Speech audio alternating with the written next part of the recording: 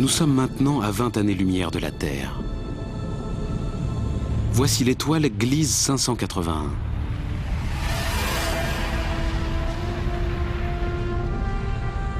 Elle a environ le même âge que notre Soleil.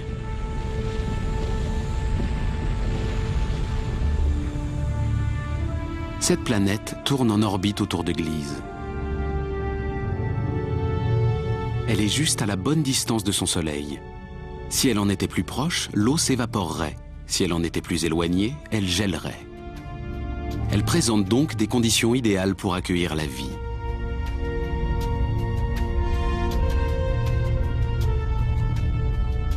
Si des comètes l'ont frappée, lui apportant de l'eau et des éléments organiques, alors la vie, des êtres complexes tels que nous, et même des civilisations comme la nôtre, pourraient s'y trouver actuellement.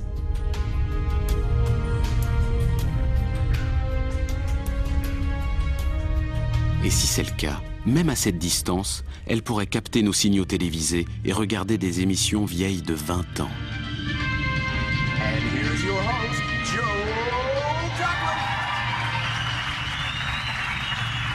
Mais jusqu'à ce que des générations futures trouvent un moyen de communiquer sur de telles distances, tout ce que nous pouvons faire est de spéculer. Eux et nous, vivant dans des mondes parallèles, ignorant tout de l'existence de l'autre. À moins que la vie y ait déjà disparu.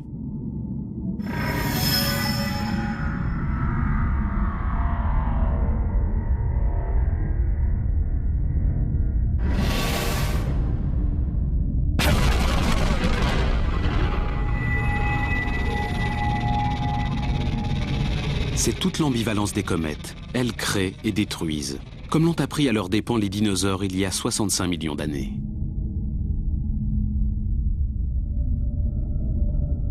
Voici donc l'aiguille dans la meule de foin cosmique, le système solaire habitable le plus proche du nôtre.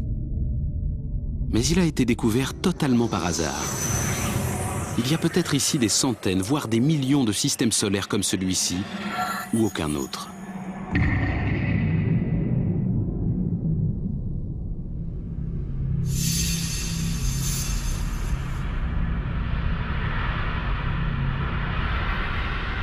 Cette planète est immense. Elle porte le nom de Bellérophon.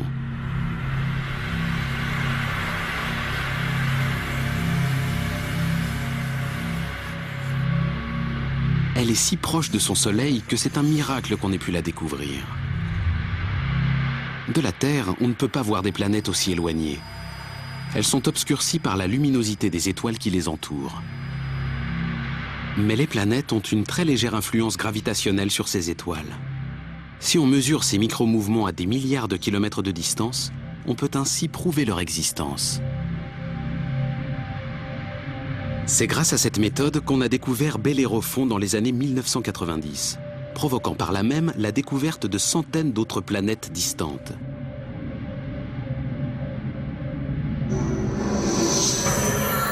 Nous sommes à présent à 65 années-lumière de la Terre. Si on allumait la télé sur cette étoile, on verrait les Jeux Olympiques organisés par Hitler en 1936.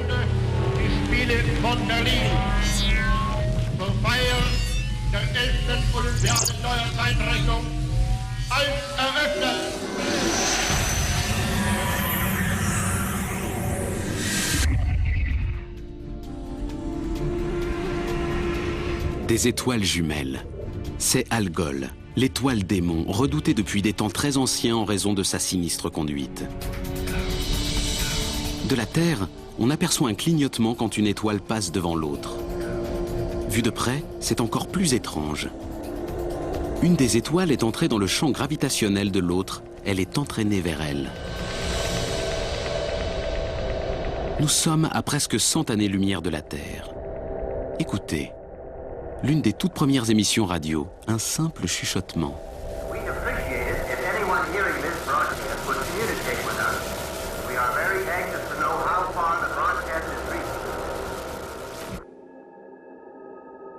Et puis le silence. À partir d'ici, c'est comme si la Terre n'avait jamais existé. Tout être vivant au-delà de cette limite n'aura jamais aucune idée que nous existons. On pourrait croire qu'il y a très longtemps de cela, nous étions sur cette plage, regardant le ciel, nous interrogeant sur la place que nous occupons dans l'univers. Il est temps maintenant de considérer les merveilles que nous voyons non seulement pour ce qu'elles nous disent de notre monde, mais pour ce qu'elles peuvent nous apprendre sur l'univers tout entier, sur son passé et son avenir.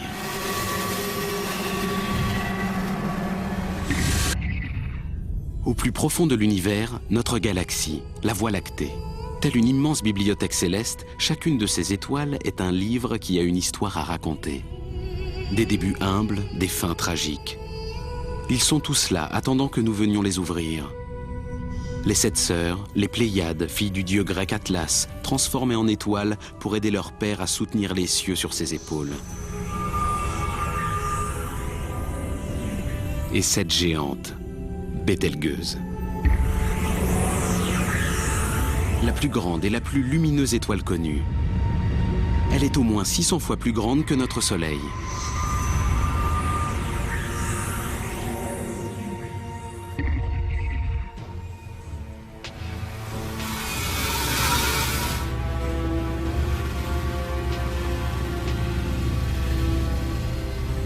Mais ceci n'est pas une étoile, ni une planète, ni rien de ce que nous avons vu jusqu'à présent.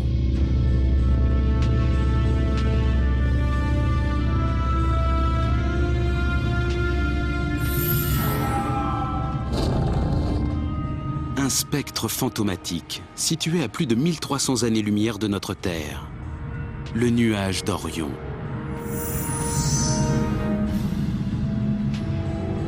De la poussière et du gaz.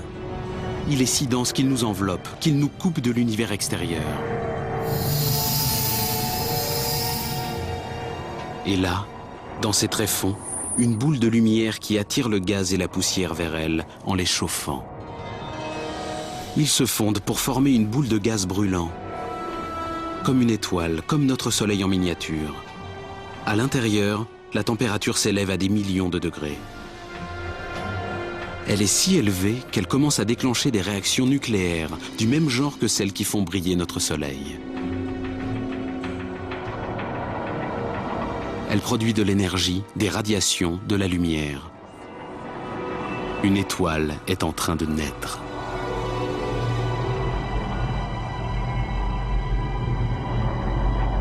Ou plutôt des étoiles.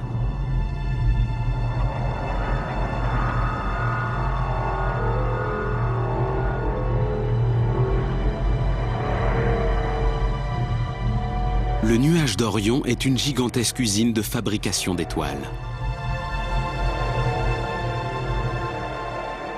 Nous assistons à la naissance d'un futur univers.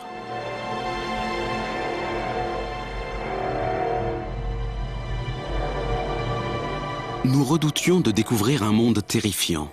Au lieu de cela, nous assistons à l'une des plus grandes merveilles créatrices de l'univers, la naissance d'une étoile.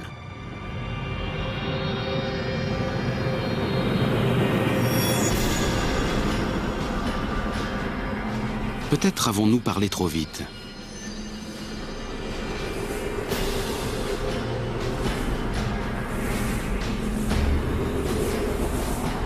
Des jets de gaz se projettent à l'extérieur à une vitesse de 2000 km/h. Ils propulsent la poussière et le gaz sur des millions de kilomètres.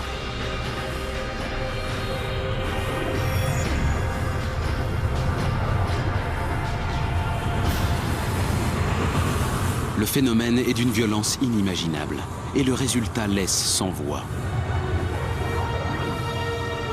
Une nébuleuse, de grands nuages de gaz scintillants suspendus dans l'espace. En l'absence de tout vent, ils mettront des milliers d'années à se disperser. Ils semblent créer une gigantesque sculpture stellaire. On réalise alors que la nature n'est pas qu'une scientifique ou un ingénieur. C'est aussi une artiste qui crée sur la plus vaste des échelles. Nous avons vu beaucoup de choses étranges, mais nous sommes ici en présence d'un chef-d'œuvre. La tête d'un cheval géant qui se cabre dans l'espace.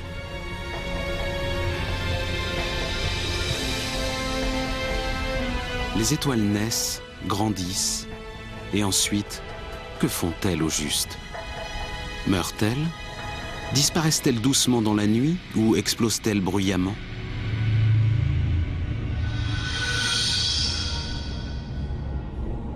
La réponse se trouve quelque part entre ici et la fin de l'univers.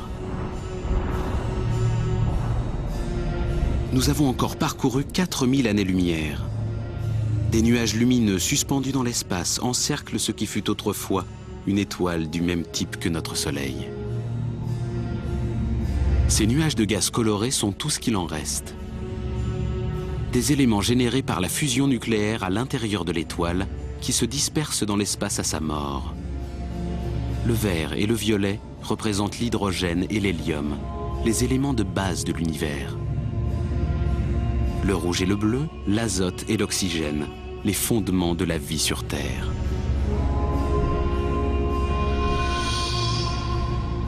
Pour que nous puissions vivre, des étoiles de ce type ont dû mourir. L'oxygène qui se trouve dans nos poumons, l'azote qui est dans notre ADN ont été créés par une fusion nucléaire qui s'est produite dans des étoiles mortes bien avant que ne naisse la Terre. Nous sommes faits de déchets nucléaires stellaires. Notre arbre généalogique commence ici.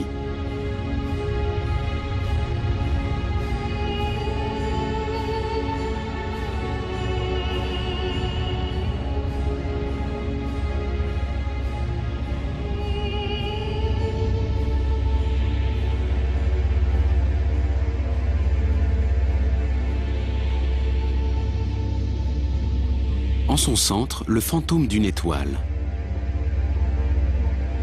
C'est une naine blanche, chauffée à blanc, petite, mais incroyablement dense. Durant l'agonie de l'étoile, ces atomes ont fusionné ensemble pour devenir si denses qu'une simple cuillerée de cette naine blanche pèserait plus d'1 tonne.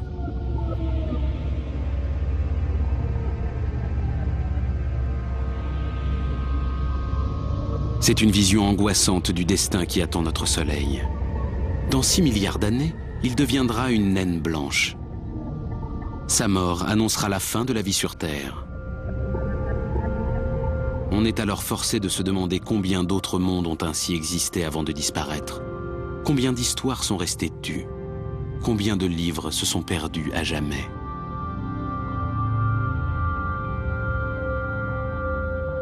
Mais la plus grande de toutes les histoires n'a pas encore été racontée. Nous devons remonter le temps pour revenir au tout premier chapitre, pour raconter les premiers instants de l'univers.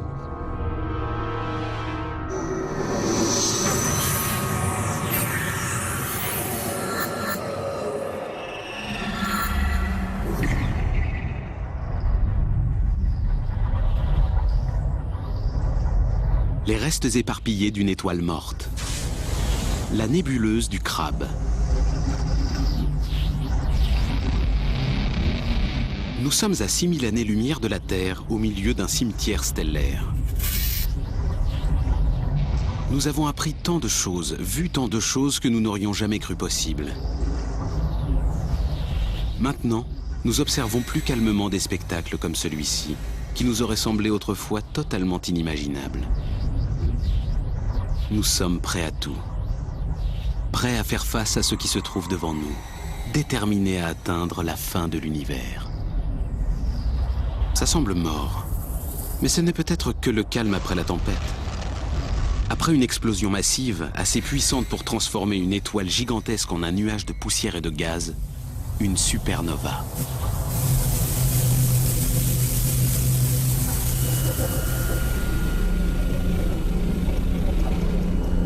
L'œil du cyclone. Une étoile qui tournoie sur elle-même en pulsant de l'énergie. Un pulsar. La force de gravité a dû réduire le noyau de l'étoile géante à ceci.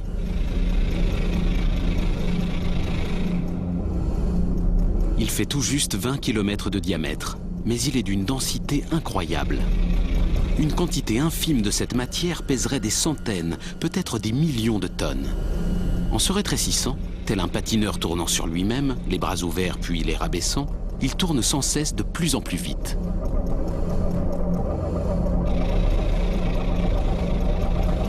Deux rayons de lumière, de l'énergie, des radiations, tournoyant sur eux-mêmes 30 fois par seconde et fournissant de l'énergie à cet immense nuage de poussière et de gaz. Il y a énormément de radiation ici, plus que sur le Soleil.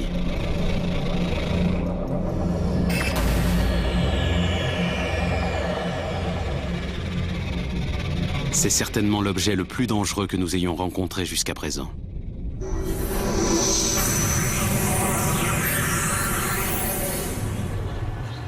Autrefois, il nous aurait sûrement terrifiés.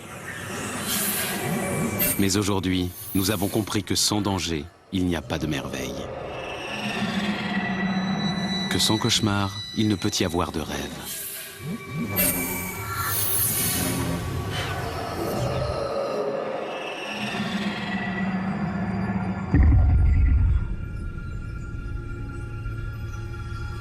On ressent une sensation étrange. Le sentiment d'une présence hostile, maléfique. Précisément ce qu'on ne voulait pas rencontrer. Un noir total, masquant toutes les étoiles qui l'entourent. Nous sommes les témoins d'une extinction.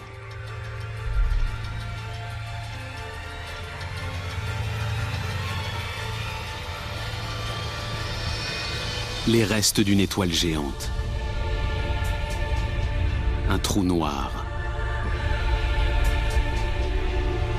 Au lieu de se contracter pour devenir une naine blanche ou un pulsar, elle a continué de se rétrécir jusqu'à devenir si petite qu'elle ne mesure plus que quelques kilomètres de diamètre.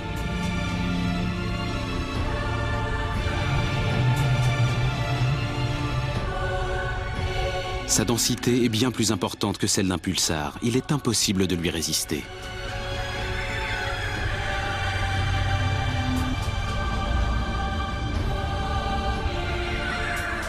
Si on en approche trop près, on ne peut plus faire demi-tour. Maintenant, nous savons pourquoi c'est un trou noir. Il a un champ gravitationnel si puissant que même la lumière ne peut pas s'en échapper. Cet astéroïde est un morceau de roche solide, mais il se déforme sous l'effet de ce champ gravitationnel. Il est entraîné vers le trou noir. À l'intérieur d'un trou noir, il n'y a pas de matière telle que nous la connaissons, pas de temps, pas d'espace. Toutes les règles de la physique s'effondrent.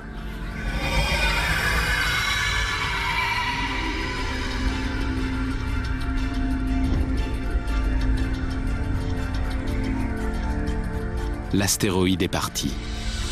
À dire vrai, personne ne sait vraiment où. Nous atteignons maintenant les limites de l'entendement humain.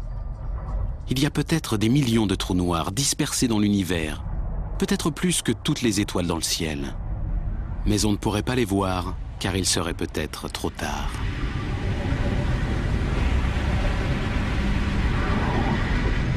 Comme cette étoile qui tournoie avant de disparaître dans un siphon invisible.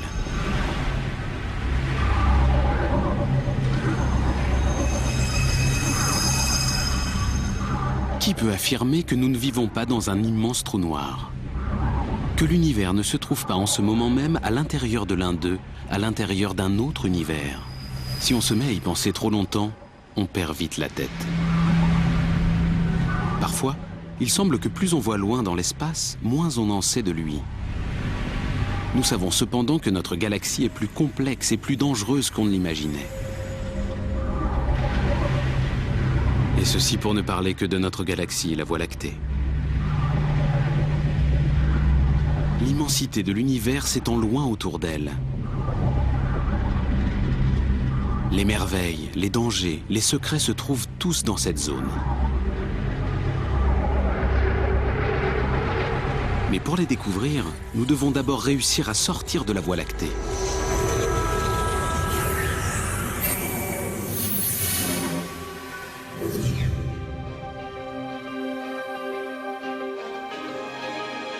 Nous sommes à 7000 années-lumière de la Terre, toujours à l'intérieur de notre galaxie.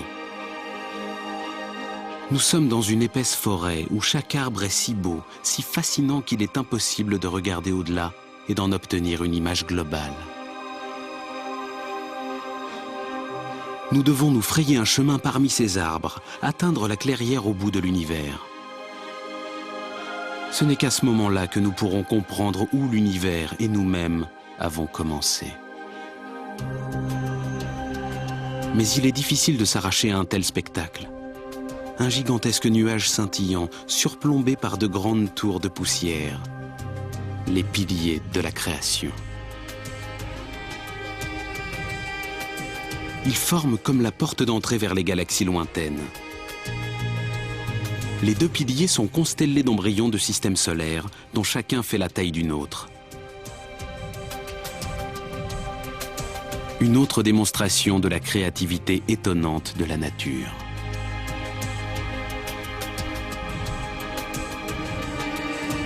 Mais nous devons ignorer cette beauté captivante, ce chant de la sirène, pour continuer notre route vers les confins de notre galaxie.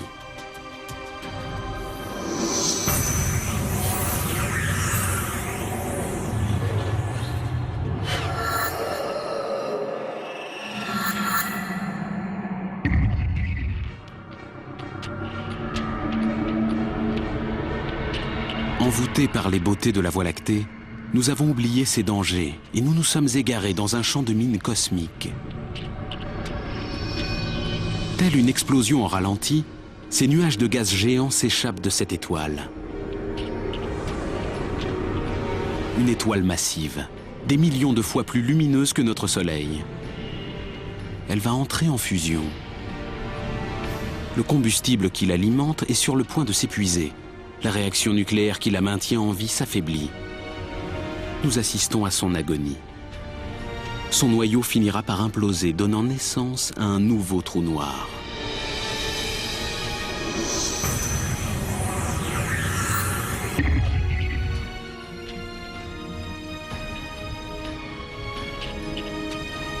Une étoile encore plus grande, dangereusement instable. Mais celle-ci est prête à exploser. Et quand une étoile de cette taille disparaît, sa mort est 100 fois plus violente que celle d'une supernova. Sans le vouloir, nous nous sommes rendus témoins de l'une des morts stellaires les plus violentes que l'on puisse imaginer. Une hypernova.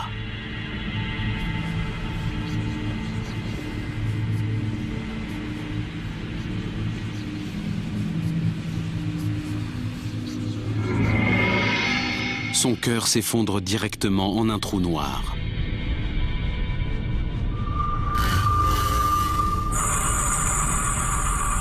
Voici l'onde de choc qui traverse l'étoile, détruit ses couches supérieures et les répand dans l'espace.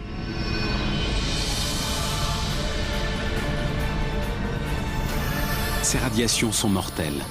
Ce sont des rayons gamma.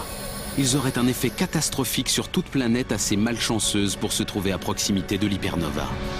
Quand toutes les espèces vivantes ont disparu de la surface de la Terre, il y a 450 millions d'années, le coupable a peut-être été l'un de ces rayons gamma. De terrifiantes hypernovas, des comètes gelées, des planètes desséchées, des naines blanches, des géantes rouges et la Terre. De petites gouttelettes dans une vaste plaine de lumière blanche. Notre propre galaxie, la Voie lactée. Nous voulions savoir où était notre place dans tout cela. Voici la réponse.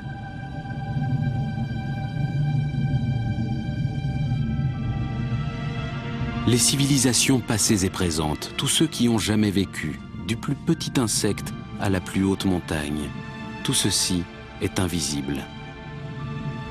Il n'en reste même pas un petit grain de poussière.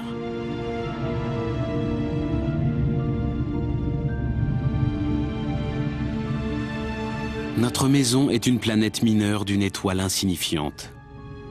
Si elle venait à disparaître maintenant, qui ou quoi pourrait s'en soucier ? Et pourtant, jusqu'à présent, nous n'avons pas encore trouvé de meilleur endroit où nous pourrions vivre. Ce n'est que maintenant, si loin de la Terre, que nous commençons à vraiment l'apprécier.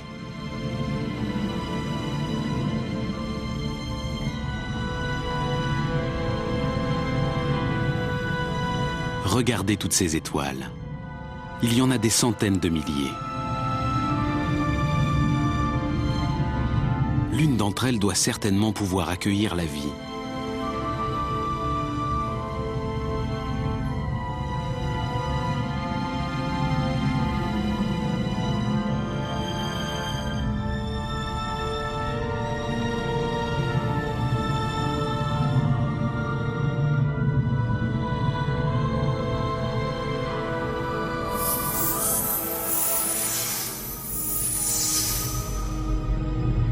Peut-être se trouve-t-elle dans cet essaim d'étoiles, le grand amas d'Hercule.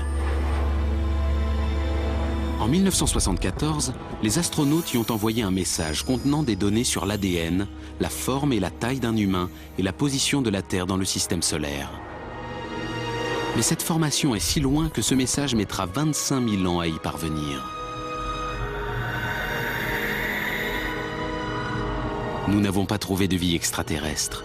Pas encore. Mais nous n'avons pas non plus trouvé de raison de penser qu'il n'y en ait pas. Une équation permet d'estimer le nombre de civilisations avancées autres que la nôtre. Quand on lance l'opération, le résultat est surprenant. Il pourrait y avoir des millions d'autres civilisations rien que dans notre galaxie.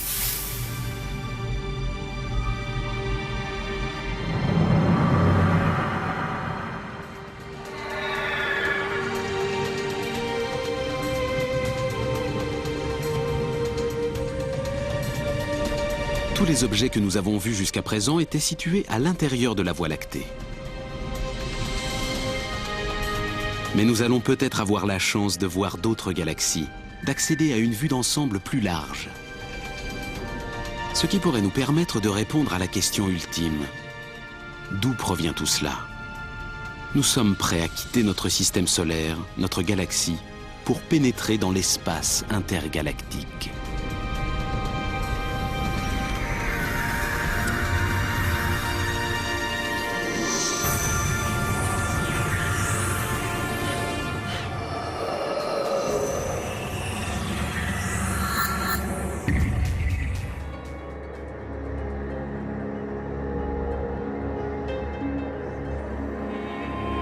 Situé au-delà de la Voie lactée, il est constitué de vastes étendues situées entre les galaxies. Qui aurait pu croire que nous arriverions à l'atteindre?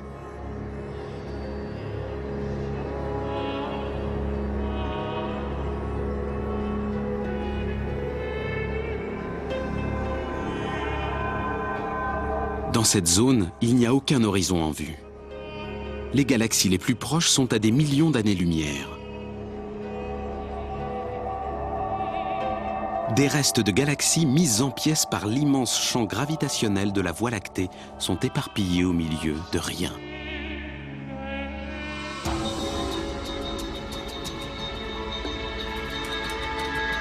Voici le point le plus proche du vide parfait que puisse atteindre l'univers. Mais même là, il n'est pas totalement vide. Il y a des volutes de gaz, de légères traces de poussière et autre chose encore. De la matière noire. Si mystérieuse qu'on ne peut ni la voir, ni la sentir, ni la goûter, ni la toucher, ni même la mesurer. Et pourtant, elle serait si commune qu'elle pourrait composer jusqu'à 90% de toute la matière de l'univers. Si la matière noire existe vraiment, cela signifie que le vide n'existe pas. Même ici, nous sommes entourés de matière.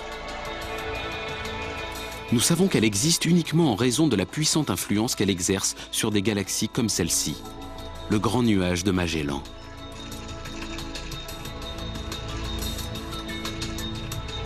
Un vaisseau spatial ultra rapide nous y mènerait en 6 milliards d'années-lumière. Il est situé à 160 000 années-lumière de la Voie lactée, à la limite de son champ gravitationnel.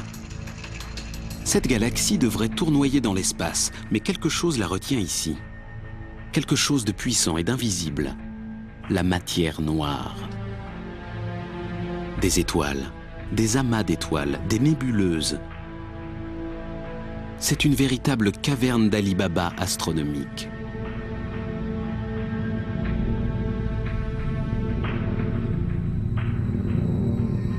Observez ceci, on dirait un rang de perles. C'est une boule de feu provenant de ce qui a dû être une explosion massive, une supernova.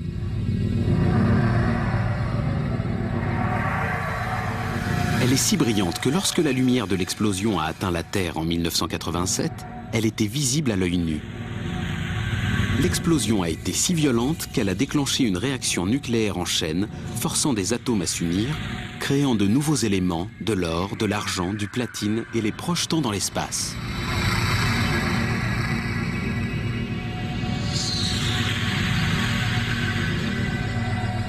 L'or de l'anneau que vous portez au doigt a été forgé dans une supernova de ce type, à des milliards de kilomètres de la Terre, il y a des milliards d'années. Avant que nous quittions la Terre, l'univers nous semblait séparé de nous, éloigné, perdu quelque part au-delà des cieux. Nous nous trompions. L'histoire de l'univers est notre histoire à tous.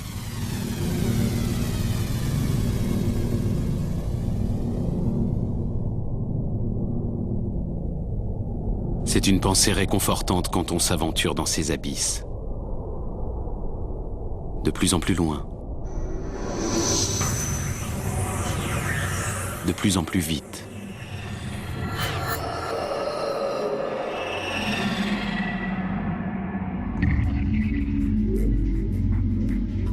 La galaxie d'Andromède, à 2,5 millions d'années-lumière de la Terre.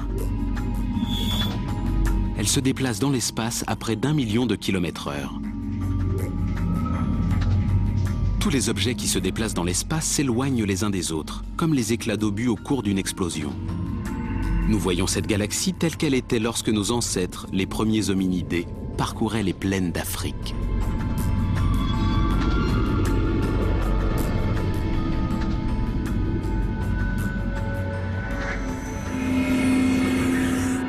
Poursuivons notre voyage dans l'espace. 3 millions, 5 millions, 10 millions d'années-lumière.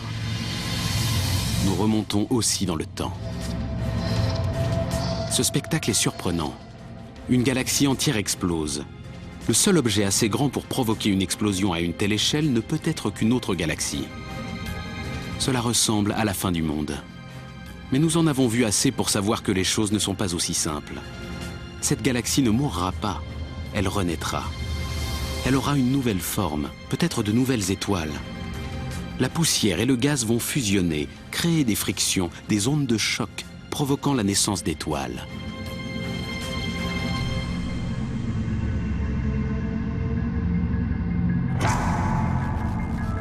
Il y a de l'ordre dans ce chaos, un dessein derrière cette infinie variété de formes. Un cycle sans fin de naissance et de mort, de création et de destruction. Ce dessin a pris forme dans le vaste tissu de l'espace qui lie entre elles chacune de ces galaxies. Il y a des milliards de galaxies dans l'univers. Chacune contient des milliards, voire des billions d'étoiles. Peut-être plus d'étoiles qu'il n'y a de grains de sable sur toutes les plages de la Terre. Ces étoiles sont celles qui existent maintenant. Qu'en est-il de celles qui sont nées et ont disparu? De toutes celles qui sont en train de naître ou naîtront? Nous commençons tout juste à nous représenter une image plus générale et son échelle est bien plus grande que ce que nous imaginions auparavant. Cette galaxie, la grande galaxie spirale M101, est si loin de la Terre que si nous envoyions un message chez nous maintenant, il n'arriverait que dans 27 millions d'années. Qui sait si notre espèce, notre planète serait encore là pour le recevoir? Le plus probable est que non.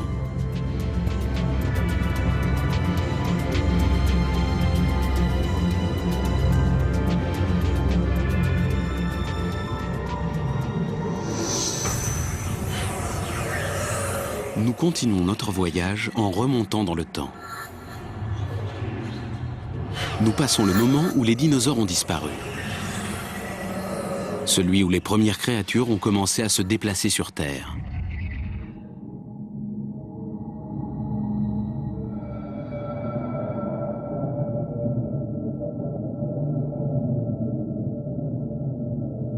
Nous sommes à 2 milliards d'années-lumière de la Terre. Nous approchons des confins de l'univers. Nous nous rapprochons du commencement des temps. Ceci n'est pas une galaxie. C'est plus brillant que des centaines de galaxies combinées. Un aveuglant rayon d'énergie se projette sur des billions de kilomètres.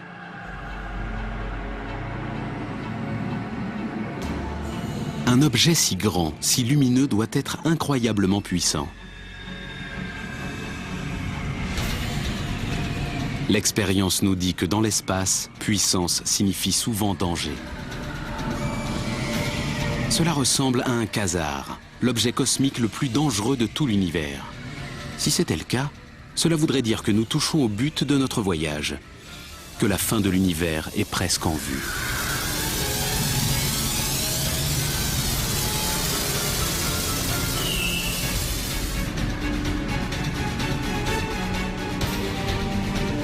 L'objet le plus puissant et le plus dangereux de tout l'univers, un quasar. Un chaudron de gaz surchauffé qui tourbillonne, plus lumineux que des centaines de galaxies combinées.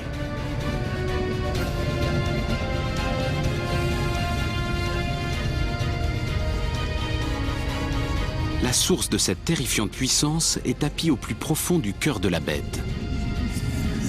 Un cœur de ténèbres.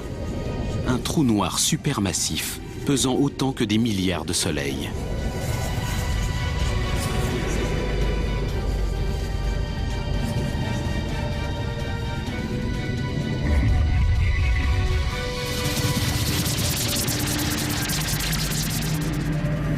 Il détruit des étoiles entières, aspirant leur gaz dans le quasar, les dévorant littéralement jusqu'à ce qu'il n'en reste rien, qu'elles disparaissent à jamais de l'univers visible.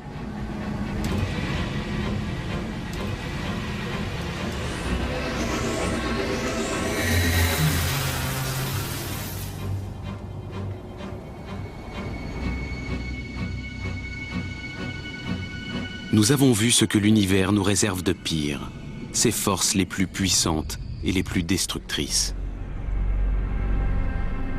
Nous touchons au but. La limite de l'univers est presque à notre portée.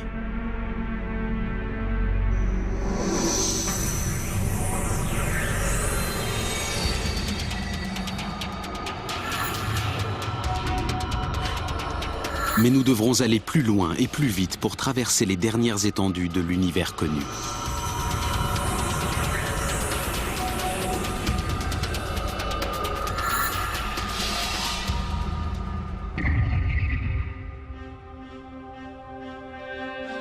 Nous sommes à 8 milliards d'années-lumière de la Terre. Encore des galaxies, mais différentes d'aspect. Elles semblent déchiquetées, petites, proches les unes des autres. Nous sommes remontés si loin dans le temps que nous voyons ces galaxies telles qu'elles étaient avant même que la Terre ne soit née. Elles sont encore jeunes, en phase d'expansion. Nous nous rapprochons de l'endroit où tout a commencé. Il y a 12 milliards d'années.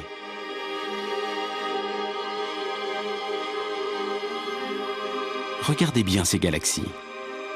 Elles ressemblent à du plancton primitif flottant dans un vaste océan noir.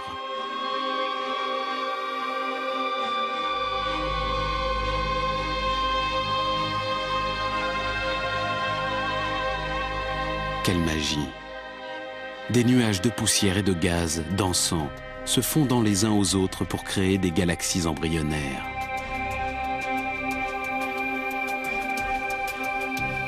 Voici comment est née notre galaxie.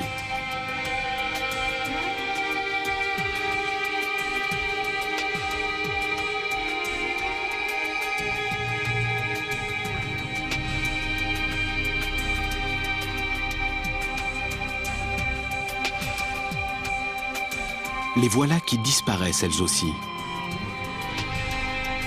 Nous sommes remontés à un point dans le temps situé avant la naissance des étoiles, dans ce qu'on appelle l'âge sombre cosmique. Avant cela, il y a eu la lumière, les dernières lueurs d'une explosion massive qui est à l'origine de l'univers connu.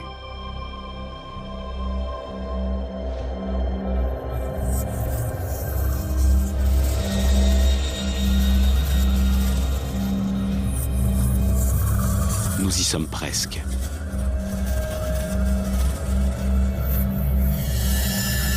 Et voilà. Nous avons réussi. La fin de l'univers, à 130 milliards de billions de kilomètres de chez nous, il y a 13 milliards et demi d'années.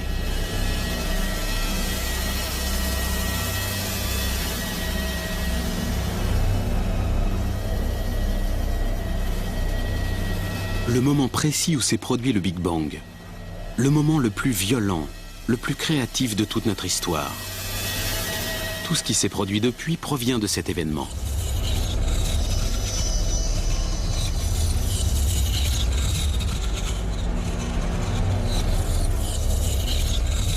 Toutes les religions, toutes les cultures ont médité dessus. Mais nous ne connaissons toujours pas le comment ni le pourquoi de cet acte de création. Nous ignorons ce qui l'a déclenché. C'est ici que s'achève notre voyage et que commence l'univers.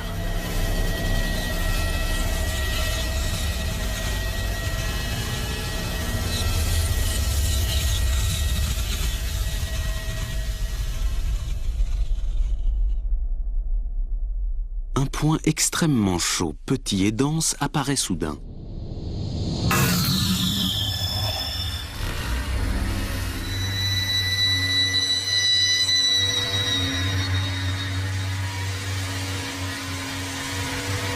Il crée l'espace, le temps, la matière, notre univers lui-même. Il a d'abord la taille d'une particule subatomique. Une fraction de seconde plus tard, il est assez grand pour tenir dans la paume de la main. Quelques instants plus tard, il a la taille de la Terre.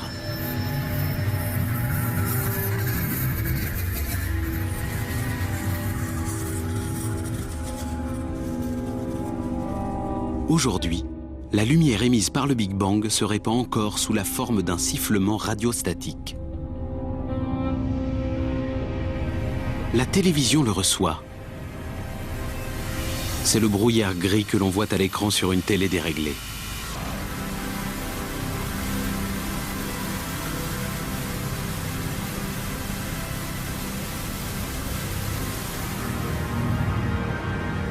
Nous reprenons notre course en avant dans le temps, chevauchant l'onde de choc de l'explosion.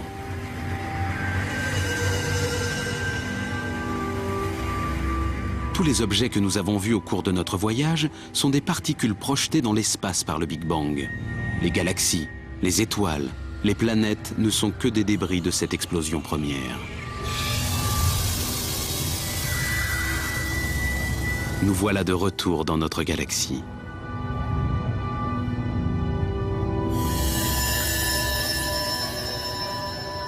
Notre système solaire. Nous atteignons enfin une autre braise en train de refroidir, tournoyant dans les dernières lueurs du Big Bang. La Terre.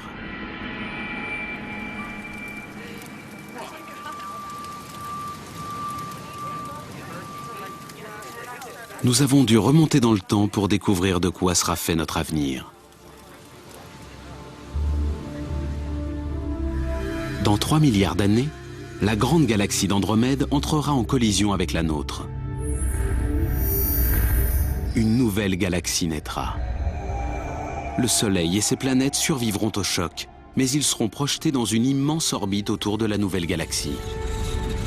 Le Soleil deviendra alors une géante rouge. Il avalera Mercure et Vénus, brûlera la surface de notre planète et détruira toute vie sur Terre.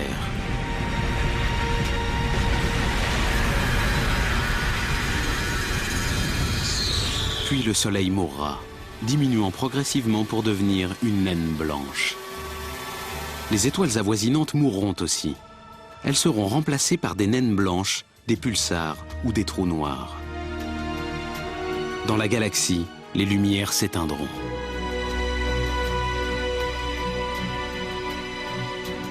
Depuis le Big Bang, l'univers disparaît lentement.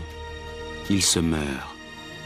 Non pas de façon violente, dans une explosion, mais dans un long gémissement.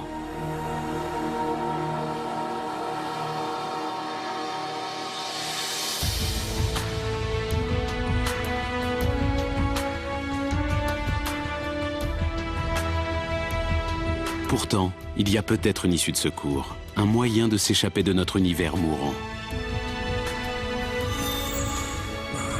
nos lointains descendants seront peut-être en mesure de trouver un raccourci à travers l'espace et le temps. Un trou de verre, un tunnel reliant un trou noir et un trou blanc. S'il existe d'autres univers, ils pourraient mener nos descendants de notre univers condamné vers un univers parallèle. Ils pourraient peut-être y trouver une nouvelle Terre, encore dans sa prime jeunesse. Avec un peu de chance, ils pourront poursuivre l'aventure humaine dans ce nouvel univers qui constituera leur nouvelle maison.